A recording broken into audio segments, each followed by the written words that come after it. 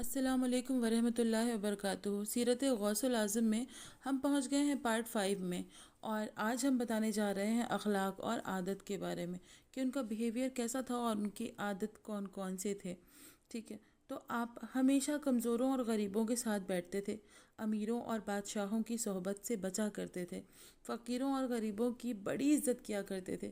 ان کو دیکھتے ہی آپ کے چہرے مبارک کی خوشی اتنی عجیب ہوتی تھی کہ خوشی کے مارے آپ کا چہرہ چمکنے لگتا تھا۔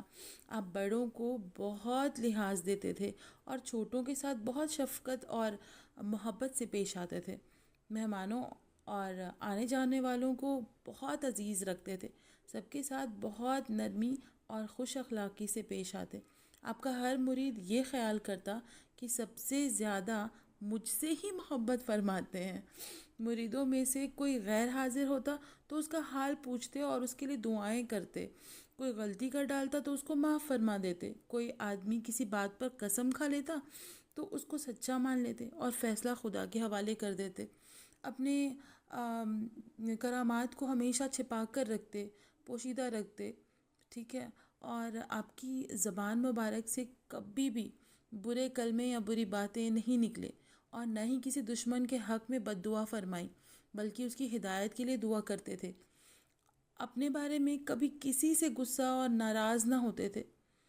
آپ کے رخ مبارک پر ہمیشہ خوشی کی جھلک دکھائی پڑتی۔ ایک بار کوئی آپ کو دیکھ لیتا تو آپ کا فین یعنی گرویدہ ہو جاتا۔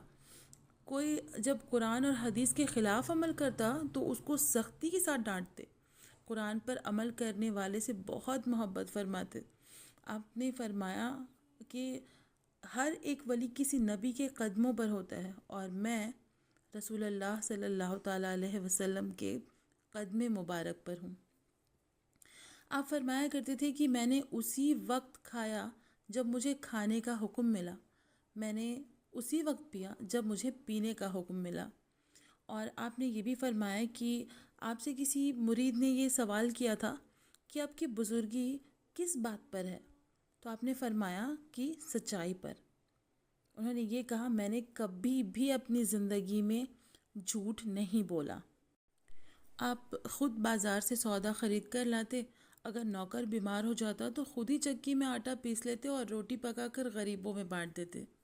ایک بار راستے میں 6-7 بچے کھیل رہے تھے، ایک لڑکے نے آپ کو ایک پیسہ دیا کہ بازار سے مٹھائی لا دیں، پھر دوسرے نے اسی طرح کیا، یہاں تک کہ 6 نے اپنی باری باری سے مٹھائی منگوائی۔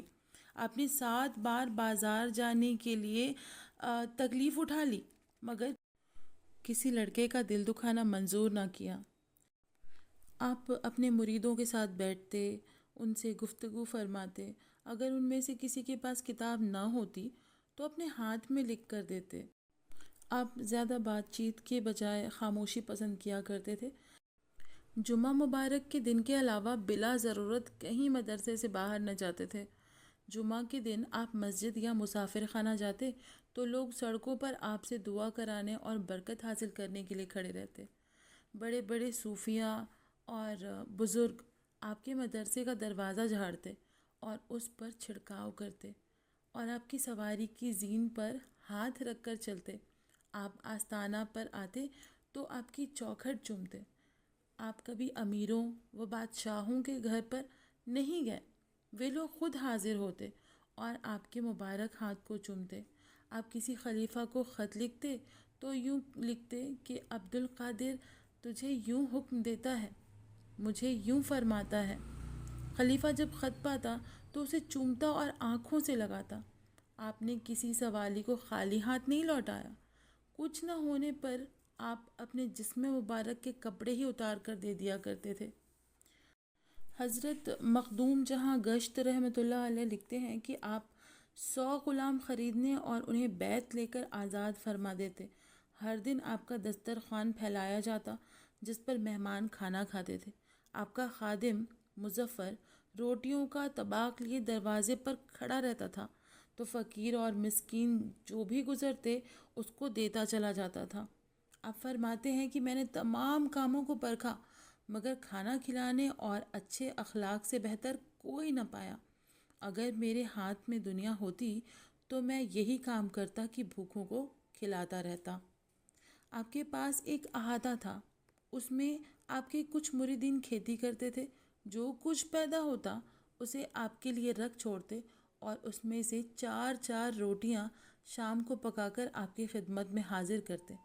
آپ ان کو بھی ٹکڑا کر کے حاضرین کو دے دیتے اور خود کچھ بھی کھا لیتے۔ اکثر آپ کا کھانا بغیر نمک کے ہوتا تھا۔ اکثر چوتھے دن آپ کھانا کھاتے تھے، روزے سے رہا کرتے تھے زیادہ تر، لیکن کسی کو معلوم نہ ہوتا تھا کہ آپ روزے سے ہیں۔ آپ کثرت سے تعلیم دیتے تھے۔ 600 شاگرد ایسے تھے جن کو آپ صرف علم تصوف اور علم توحید کی تعلیم دیتے تھے۔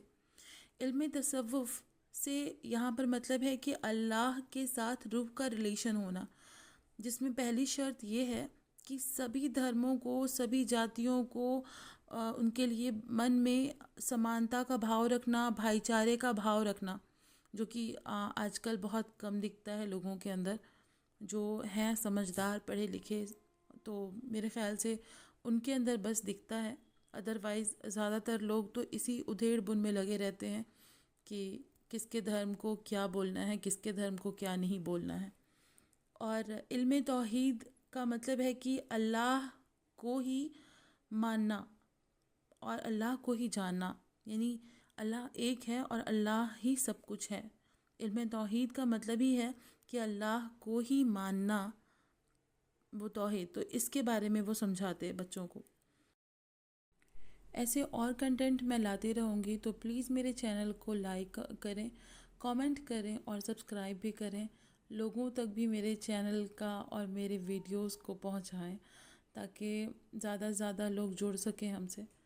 تھینک یو، آپ سب کا بہت بہت شکریہ۔